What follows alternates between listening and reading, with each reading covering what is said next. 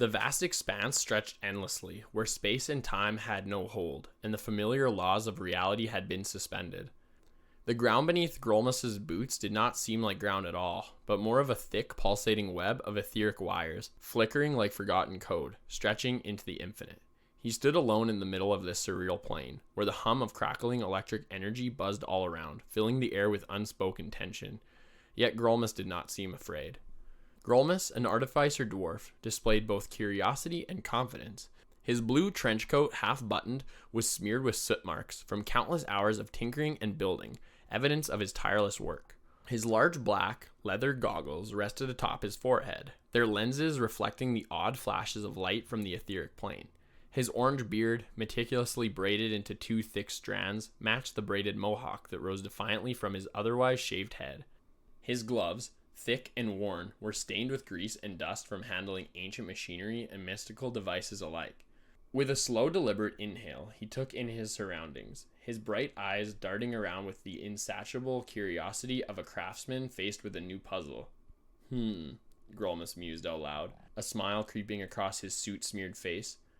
The glitch brought me here, to another realm. His voice echoed in the void as if the space itself were listening. He stepped forward, his heavy boot barely making a sound on the web-like path beneath him, the wire shifting with a faint pulse, almost like the beat of a distant, hidden heart. A tear in reality had brought him here, a glitch in the fabric of whatever this was. But the question that hummed in the back of his mind was, why?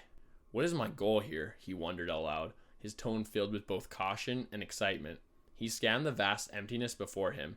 In the distance, a path made of thick black wires wound its way into the unknown, flickering gently. His eyes narrowed. A memory bite, he said, as if the realization had just clicked into place. His voice echoed in the empty space, and for a moment, it felt as if the void absorbed his words. The crackling energy around him intensified. Small arcs of electricity danced across the wires beneath his feet, flickering in and out of existence, matching the glitching nature of the world he had entered. Taking his first step onto the path, he felt a subtle vibration underfoot, and with each step, the sensation grew stronger. What am I to find? He murmured, his voice filled with uneasy curiosity. He had been here before, hadn't he? Grolmus frowned, the thought troubling him. He wasn't sure. The planes between dimensions often played tricks on one's mind, and he had crossed between them so many times that the memories blurred together. Suddenly, a shadowy figure flickered ahead of him, just for a moment, barely visible before it vanished into the electric void. Grolmus froze, his heart racing. His breath quickened as he scanned the area, searching for any signs of life. Nothing, just the hum of wires and the distant crackle of electricity. Interesting, he muttered, his mind already racing. Was that me? Have I been here before? His gloved hand instinctively reached for the fabric of his coat, his fingers gripping the material tightly. There was a strange weight to the air, something beyond the crackling energy. It pressed down on him, filling his mind with questions he wasn't ready to answer. I almost feel as if... Grolmus trailed off, his voice barely above a whisper. His eyes drifted along the endless wires, the path before him stretching into the unknown, yet beckoning him forward. I am here for a reason that appears to be fleeting. The etheric wires vibrated beneath his touch as he absent-mindedly brushed his hand against them. They hummed with a delicate melody, almost like a song lost to time. His thoughts spiraled deeper, the uncertainty of his purpose gnawing at him. What am I building? Grolmus asked, more to himself than anyone, or anything else. His voice was soft, almost trance-like, as the surreal nature of the plane continued to disorient him. In the distance, the path ahead seemed to shift, and a large snake-like statue came into view, standing sentinel over the wires.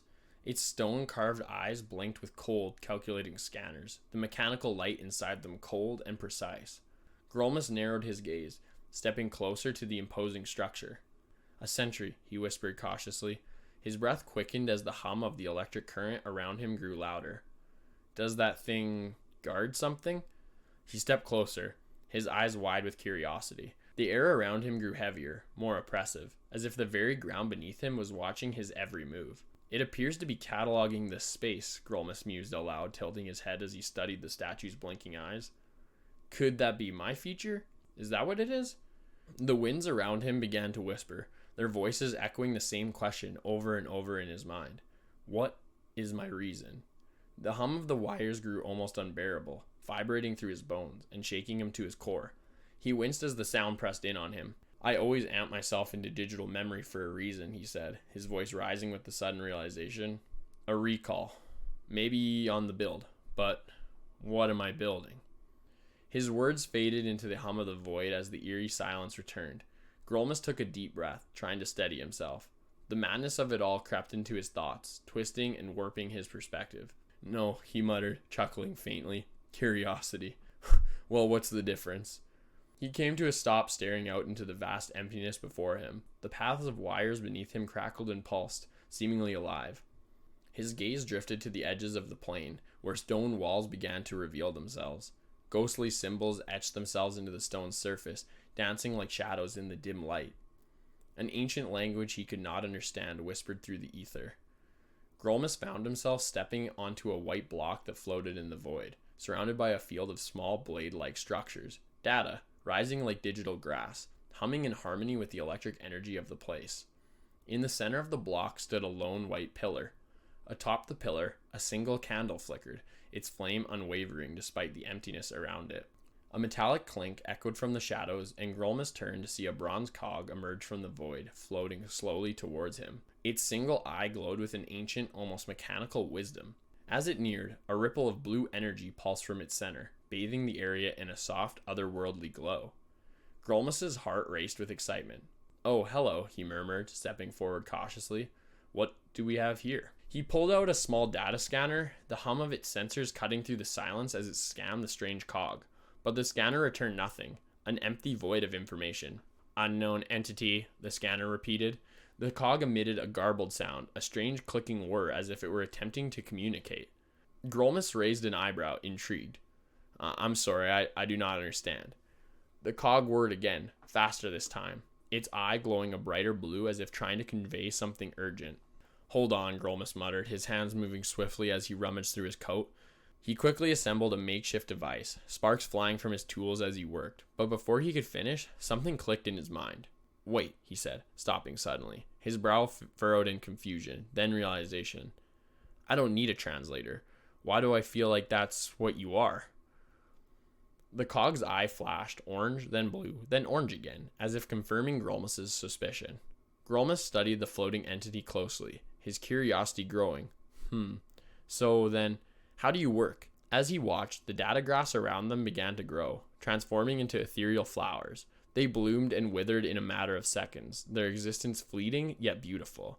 The air around Grolmus shifted from a warm breeze to the biting chill of winter, then back again. "Spin and the season pours out," Grolmus marveled, his voice soft and awed. The cog folded inward, its prisms collapsing into its center eye. A sudden click resonated through the space, and the ground beneath Grolmus's feet vibrated with chaotic energy. A surge of dark electricity poured from the cog, flooding the plane with dangerous, untamed power. Grolmus staggered back, whispering to himself. What was the wish that brought this flood about? Before he could comprehend what was happening, his form glitched, his very existence torn from space. In a blink, he was transferred to another hallway of humming wires and surging currents. Dazed and breathless, Grolmus took a step forward. Another glitch. Where have I gone to now? The world shifted again, the scene glitching in and out like a faulty program. Grolmus stumbled as the world around him reformed, the environment glitching, flickering between solidity and digital noise. His boots hit something solid, but it wasn't the wires anymore. He found himself standing before a towering pillar, its surface covered in strange dark symbols. The air hummed with an otherworldly resonance. Above him, vast voidfish and strange ship-like entities floated aimlessly through the ether, suspended as if the rules of gravity had long since been forgotten. It was as if he had plunged into a boundless aquarium, except there were no walls, no water. The space felt infinite, yet suffocating, like he was standing inside a glass tank that wasn't there. His breath came in shallow bursts as he tried to piece together what had just happened. The shifting landscapes, the entities, it was all connected, but the answer eluded him, like a word resting just on the edge of his tongue. Another layer, Grolmus muttered to himself, his voice shaky. But the words offered him some comfort, his mind trained to think in terms of problems and solutions, focused on the shifting environment. I must be inside some kind of layered construct. The glitch, it's warping the levels. He steadied himself, looking up at the pillar. Dark, fish-hooked weeds grew from its base, snaking up its side in grotesque patterns. They looked sharp, dangerous even, yet there was something strangely familiar about the symbols and the structure. His hands itched to inspect them closely, to dissect the components that made this bizarre construct tick. The scene glitched once more, another ripple in the code of this strange reality, and before he could even begin to analyze the symbols, Grolmus was pulled again into the abyss. When the world reformed around him, he was standing on a vast expanse of sand dunes. The air here was dry, the light harsh and white, casting long shadows across the ground. The dunes stretched out into the horizon, their smooth, undisturbed surfaces shimmering in the pale, artificial light. The texture of the sand was strange too, as if each grain was a tiny shard of broken data, constantly shifting, glitching in and out of solidity. Grolmus took a deep breath, blinking against the brightness. "Well," he muttered, a wire smile tugging at the corners of his mouth. "That was something."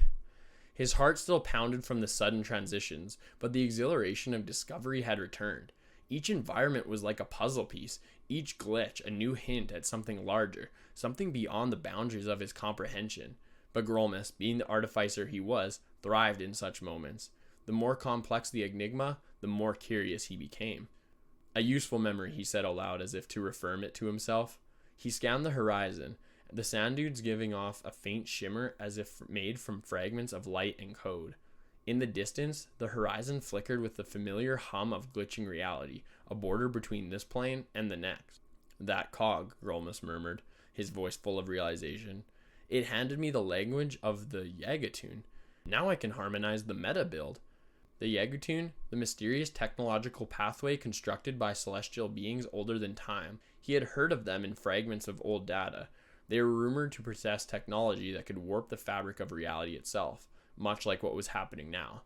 If the bronze cog was indeed a Yagatoon device, then he was on the brink of something extraordinary. Grolmus gazed out into the infinite desert, his grin widening as the thrill of discovery surged through him. He had been on many strange adventures in his time, but this felt different. This wasn't just about crafting or building something material. It was about understanding a deeper, more profound connection between technology and reality. "I have a feeling," he said with a smirk, "this is really going to change the game we're playing."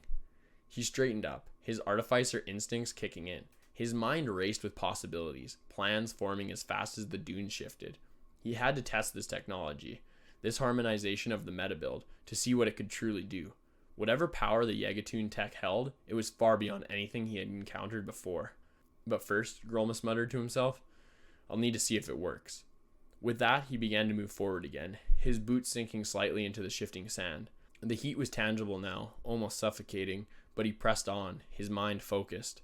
There was a path, a logic, a system to this madness, and he was determined to uncover it. Ahead, the dunes began to break, giving way to what looked like large, jagged pieces of obsidian rock. As he approached, Grolmus noticed something strange about the rocks. They weren't solid. They too glitched in and out of existence, just like the wires in sand. They flickered between states of being, phasing in and out of tangibility. "Another clue," he whispered to himself, running his gloved fingers over the jagged surface of one of the rocks. It buzzed under his touch, sending faint pulses of energy through his hand.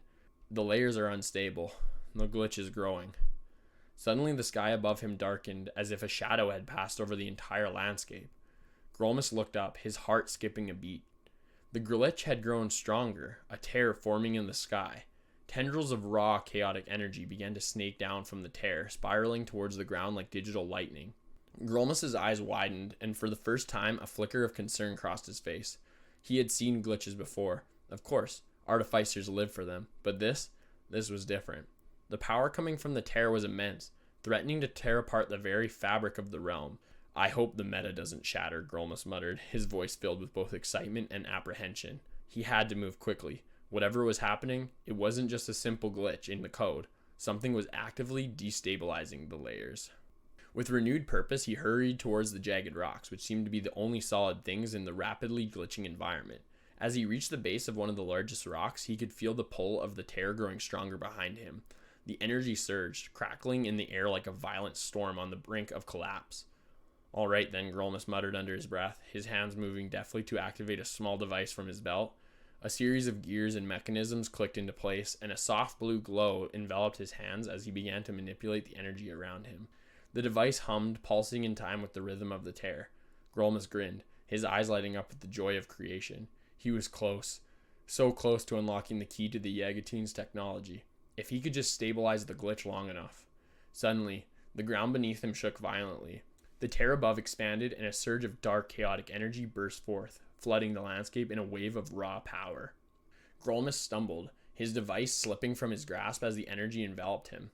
His form flickered once, then twice, before the energy swallowed him whole.